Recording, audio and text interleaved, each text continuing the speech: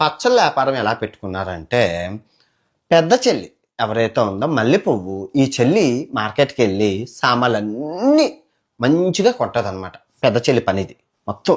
మామిడికాయలు, పచ్చి రొయ్యలు, చికెను, మటను, గోంగూర, తోటకూర, ఆకుకూర, అన్ని రకాల కూరలు, ఉప్పు, కారం, మసాలా, ఇంగువ, ఆయిల్ అన్నీ కొంటదనమాట. ఇది పెద్ద చెల్లి డ్యూటీ. సో రెండో చెల్లి సన్నజాజి పని ఏంటంటే, అవన్నీ తెచ్చినవి కడిగి, తోమి, ముక్కలు కోసి, నూనె పెట్టి, ఆవాలు పెట్టి, ధనియాలు పెట్టి ఇవన్నీ చేస్తుంది రెండో చెల్లి. మూడో చెల్లి కనకాంబరం పనే చేయదు. మొత్తం నీట్గా బ్యూటీ అయిపోయి, నీట్గా డ్యాన్స్ అయిపోయి, డ్యాన్స్ వేసి అందరినీ ప్రమోషన్.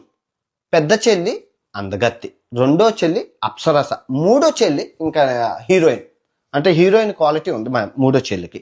ఆ చెల్లె ప్రమోషన్ చేస్తుంది, సామాన్లన్నీ అమ్ముతుంది. అంటే ముగ్గురు ఒక లెవెల్, ముగ్గురికి టాలెంట్ ఉంది.